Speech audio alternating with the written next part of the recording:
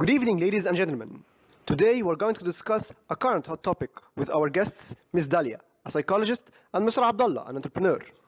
So tell me, Mr. Abdullah, what problems do you face in your field? Well, I have a problem convincing people to buy my products. People's preferences are highly variable and there doesn't seem to exist a way to increase my sales. If only I could get into their hands to know what they really want. Actually, this is the topic of our today's talk, customer psychology. Ms. Dalia, do you have any idea how could psychology and entrepreneurship blend together to help increase sales?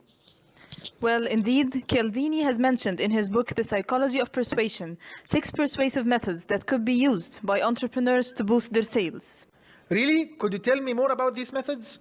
Well, they are reciprocity, liking, consensus, scarcity, consistency, and authority. Reciprocity is based upon the fact that people feel in debt to those who do something to them and feel the urge to pay them back. Second, people are encouraged to do something for the people they love. That is what liking is about. Yes, that's totally true. Also, people tend to follow others as a guide to make their own decisions. Consensus underlies this phenomenon. Moreover, as we all know, what is missing is always desired, right? Absolutely, yes. Fourth, scarcity is about introducing to people an offer that in short time will no longer be present. The fifth method? Wait a second, I have an idea. Why don't you have to help me implement those 4 methods in business? I have an intuition that it will work. Let me continue the 6 methods. No, let's agree about the partnership right now.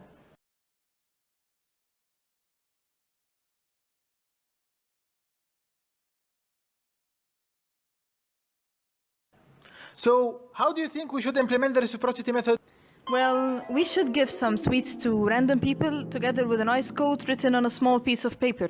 The paper would give a hint about the nature of your business as well. It is expected that they would reward you and buy from you. Brilliant. Tell me, what about the liking campaign? You should try to find a figure that a lot of people love. I guess having him selling your products should encourage people to buy from you, don't you think? I can't wait to put these campaigns into action. Please proceed with your exciting suggestions.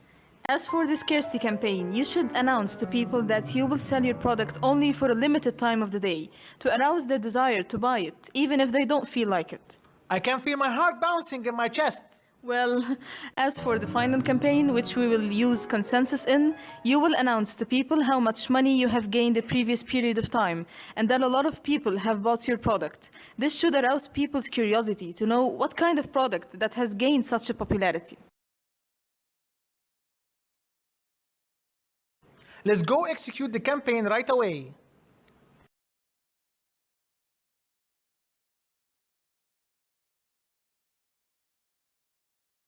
So tell me, how did it go with you? Actually, it didn't go so well. Let me show you the results. The first column figure compares the average sales per break hour in the control week versus days of the 4 campaigns. In day 1, corresponding to the reciprocity campaign, the highest number of sales was 40 sandwiches per break hour, and compared to the other days, and the control was not that significantly higher. Day 2, 3, and 4 unfortunately showed a decrease in sales compared to the control week, with a maximum of 20 sandwiches in day 4.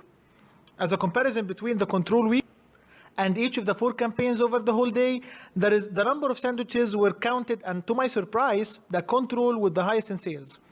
It was nearly double the number of sandwiches sold in day 2, which correspond to likeness campaign.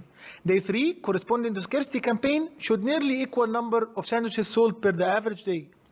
Finally, to determine which campaign was the best, or I mean the best among the worst, it was found that the reciprocity campaign on day 1 showed the highest number of sales compared to the other campaigns, 40 sandwiches.